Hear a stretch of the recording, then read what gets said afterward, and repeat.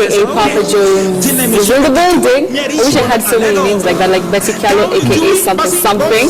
So he's in the building, celebrated rapper, one of the best we have here in Kenya. Thank you so much for coming. Thank you for having me. That song is playing Ego is my favorite, one of my favorites. Now Mikasa Sukasa is competing. Have you met Ego? Unfortunately, no. How come? You know how you sang about him. I mean, it's only prudent that you guys meet and talk over some coffee, maybe. I know. But, you know, circumstances. But you've talked at least. Yeah, we talk over the phone. Oh, that's the answer you gave like 3 years ago. So I want to make an appeal to Julius Yego. I mean, you guys just meet. Who knows? Maybe you could do a remix and he could actually rap a bit. You never know. You never know. So Khaligraph Jones, where did that name come from? I always say this in all the interviews that I go to. There's no story behind the name. Make Friday Briefing different. No, it's just a name that I came up with. Yeah? Yeah, when I was in high school, I was looking for a name that would suit me, you know, as a rapper and with the kind of music that I do. And Khaligraph came up. Decided to put it together with the Jones. And even the Jones just from... Yeah, no story. No story. No story behind the name. You have an amazing story. You actually hail from Kayole. Yeah, for sure. So talk to us about that. How's life back there? I've been there, by the way. For real? Yeah. There's that stage called Rasta. No one would taste it. Nice one. Yeah. I mean, it's crazy. Like, you know what Kayole is known for, all the things, you know, I'm not even going to mention it, mention them, but I say courtesy of that place, you got Khaligraph Jones, and you know, I'm happy I had to come from such a place to be the person that I am right now. And so it's possible. Yeah, it's possible. Look at me, I'm out here, Kayole 1960. This is it's even tattooed on your hand. Yeah. That's how special it is. Exactly, yeah. And the thing is, when I was researching about you, there's an interview you said that some of the people who you grew up with are no longer alive because of the circumstances there. Yeah. So what's different about your story? What is it that you didn't do or did do? I'll say that I come from a very... my mom, she's a very prayerful mom. She's always been praying for me ever since I was a kid, you know. And I'm a man of principles. There are certain routes that I wouldn't follow. Like I just decided to follow my path, and just like that. Yeah. And when you're younger, in your teen years, did you ever think that you'd, become this celebrated rapper? I never knew, because I remember. During the early stages of my career, I was actually doing music just because I'm passionate about it, not because of the fame, the money, and whatever. All this is just, the extras that come with it, and I'm grateful to God for that. Right. Yeah. Yeah. So, I'm supposed to continue with the story? No, yeah, I want to hear a bit more. I mean, at what point did you decide, okay, fine, I want to go to and do this professionally as a career? I wouldn't say there was a specific time when I thought of that, because I was just doing things, randomly, just going to the studio, recording music.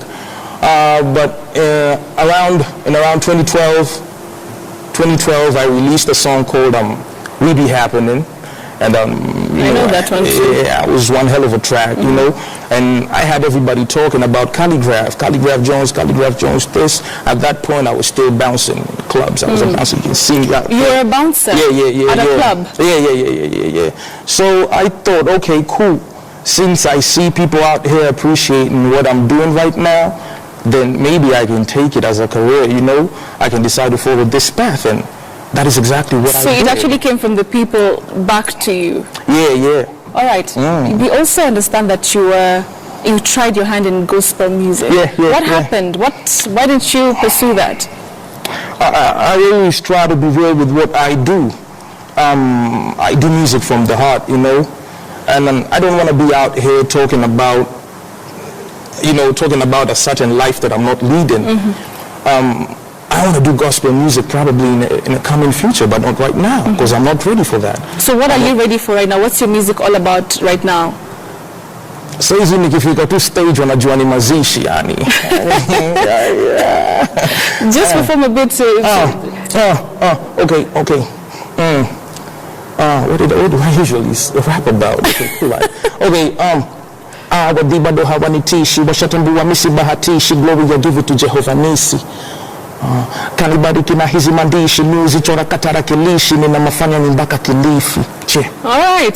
There's a tweet I read that someone was saying that Khaligraph doesn't have his own lyrics. Is that true?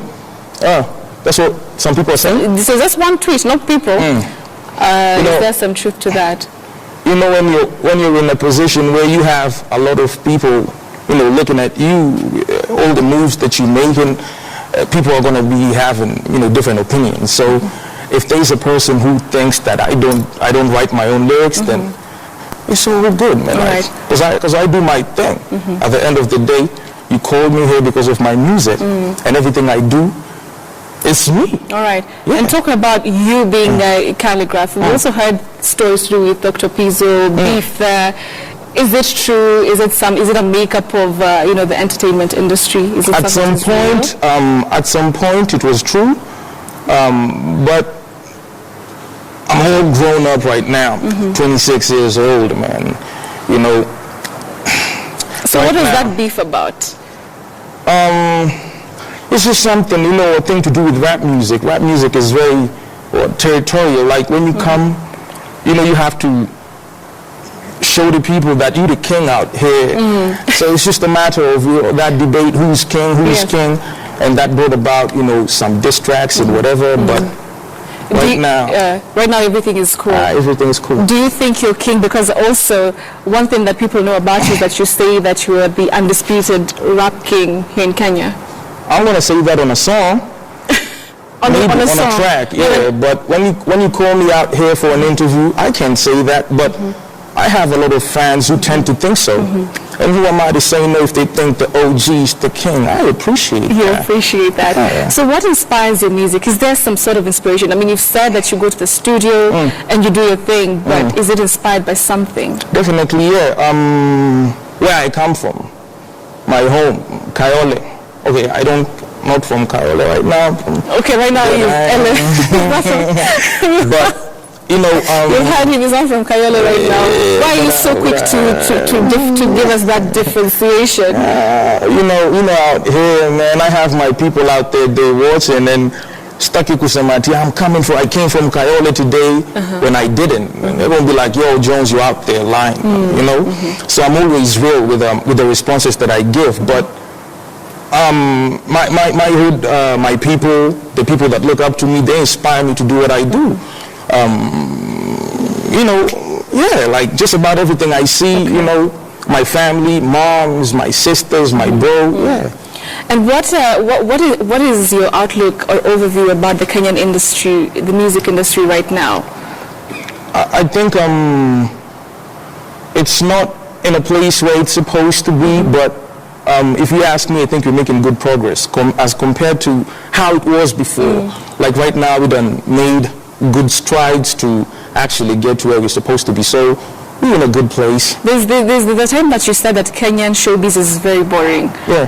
Why is that? Why did you say, that was still a long time ago, now things have changed? Because that seems to be, Because you know me, what I'm known for. I came out like, you rag, you cannot tell me anything, I was, at that point it was Dr. Pizzo, you can't tell me nothing. I was doing all these things by myself. Nobody was responding to me, so I felt like I was lonely. Like, why isn't anybody stepping up, Okay. So I felt like, So you're just like kuchokoza? Nilikuwa napenda kuchokoza wase, but hakuna mtu anachokozeka? Something like that. I don't know why people are scared of me, man. Are they scared of you? Or is it your physique? You used to be a bouncer, I don't even beat people. Like, do you beat people up? No, I don't even I do say that. that on a light note. Really light note. But I don't. I'm just cool like that. All right, let's talk about Kashi. I know you say that you like to keep your life private, but Mikasa Sukasa, you've done it with her. Yeah. Really amazing song. Appreciate it. My Home Is Your Home. Thank you. So what's the situation there? Wedding bells soon? But hopefully, we're just taking life, one step at a time. But hopefully we get to that point where we take it to that level. All right. But right now we're just living life. How is it working together? I have to say it was an awesome experience. Oh, lovely. Yeah, I'm very happy, always been happy, you're working with the person that you love or like. What are you about to say? Nah, you know me, I'm OG. You don't want me out here talking about loving, whatever. I'm just about to ask you about Valentine's Day. So what's your plan for her? Cashy, you owe me one. Why are you doing I'm this? I'm just asking for the nation. And I get that, I understand, but I'm going to keep that confidential. But I hope you're planning something. Of course, you're already wearing a bit of red somewhere. You see, on my song, there's a song I said, you better know how to treat a lady, because if you don't do it, so definitely I'm going to treat my shorty the way she's supposed to be treated. Oh, lovely. Exactly. I hope the guys out there are listening. Yeah? All right, so I want you to read the news for us. Okay.